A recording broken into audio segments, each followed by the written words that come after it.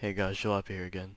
Looking back at the last video, I realized that I didn't go into enough detail of what I plan on doing with this map and my ideas for it. So, I plan on doing that in this video. Um, First of all, I wanted to explain um, the aspect of my imagination that goes into this build. So, outside of this original ring, uh, is going out, well, not this ring, I mean this area, about 200 blocks in every direction, is by the book. Outside of that is my imagination. So, um, right here, uh, there's supposed to be a downslope and tall grass. This is what um, my interpretation of tall grass, since this tall grass probably won't cut it. So, I just put sugarcane all over these little these leaf brushes, and this is gonna spread all around. Don't I just didn't finish. I just did part of it.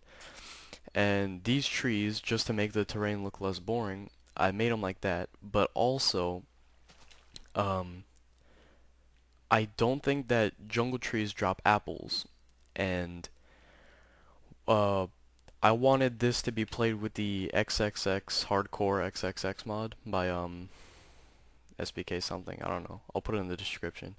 Anyway, so the only way that you regenerate health is if you have golden apples or potions of healing, and you need gold, and you need apples, and melons, but whatever. I'll put that in somewhere else. So I don't think you get apples from jungle trees, so I'm pretty sure you don't. And I'm not sure if you get them from birch trees, so I put regular trees around here, so if you want apples, you're going to have to go here. You're going to chop down some of these trees, get some apples, but then people would see that you were here and they would look around for you. And since this tall grass is going to be all over the place, if you want to be able to see better, you're going to take out the sugarcane, right? Well, that means people have a clear path to go to you since you're clearing out the sugarcane wherever you were. Uh, the jungle is strategic because it's very difficult to find people in the jungle, and there's plenty of wood for resources. So you could just maybe make your base here and nobody will ever find you if you have a good spot. And plus there's the river flowing through here that has the gravel right there in the rocky part, which you could use for arrows for to kill off some of the tributes.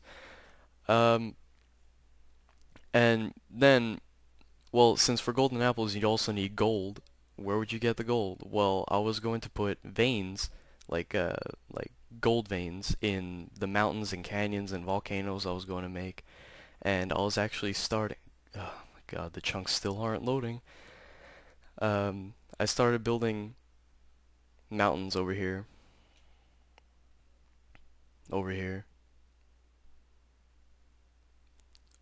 over here. There we go. Um, so here is just going to be a slight incline, and two mountains will converge in on the sides, and uh, between the ridges is going to be a canyon. It's going to go down really deep, and there's going to be a river going through there. There are going to be caves inside here with gold veins and anything you'd ever need. Uh, and you could fish down the river, and it's just going to be an enormous place. Very good to hide out here, but there aren't going to be any trees, so you're going to have to go into one of these places. So that's my idea behind that. Now, since the last episode, I've fixed the clock, and now it doesn't stop at 99. It stops at 00. And I watched a video of the survival games by Vareed, and he gave me a really good idea for these pedestals.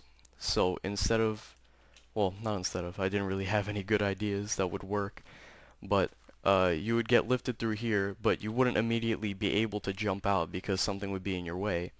When the clock hits 0, the clock will blow up in the air, and the um, the current will go over here, and it will lift you up or pull down um, the barricades so everybody could go out at the same time, which I like. And uh, also, I forgot to talk about this too. The silver parachutes that you get from the sponsors in the movie and the book, they're going to be scattered all over the place. So they could be up in these jungle trees, they could be inside a lake, they could be hanging from an overcrop somewhere, and they could have anything from tools to food to potion stands to whatever you need. I'll make sure that they're good and useful. Uh, Now, the last thing I want to talk about is um the rules and the mods and the plugins that I wanted to use. Whoa.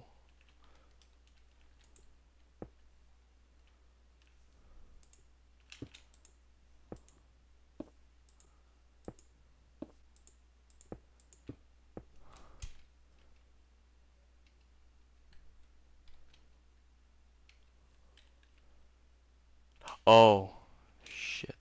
Sorry. There we go. I forgot I had Voxel Sniper up. So, I want to talk about the plugins and mods that you'd be using and the rules.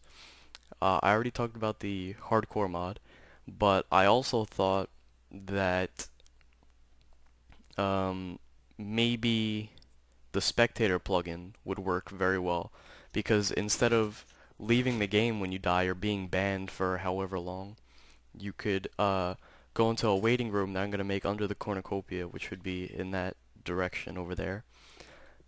And you just wait there and you type in the whatever command, I don't even know what it is, because I never downloaded the plugin yet. I just know it exists, and you could just spectate people, and um, it may not be that um, that great because you can't control what people say, so they may give away your position even if you tell them not to. I don't know. There could be some problems with that if you're playing with random people. Uh, and the rules, um, some basic rules really. I was just gonna say no destroying this area, no destroying the cornucopia.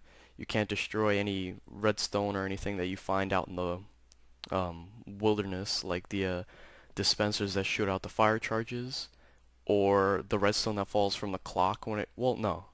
You could get the redstone that falls from the clock when it destroys. It would be like a wreckage, I guess. Um, and this I was thinking about before, but it's an optional rule, I guess. If you die if you die before everybody leaves the cornucopia, like if you die in the first battle, I think that you should have a second life. But once everybody leaves, it's down. It's everybody has the regular one life because I think it's kind of cheap if you're only able to play for like 30 seconds. And I also think it's alright because if you go up and you die, that means there's one less person to get the supplies. So that person who dies will not get any of the supplies that the rest of the players do. So it's also an advantage for them. So there is still a reason to kill them at the cornucopia. And I think that's it. So I'll see you guys next time.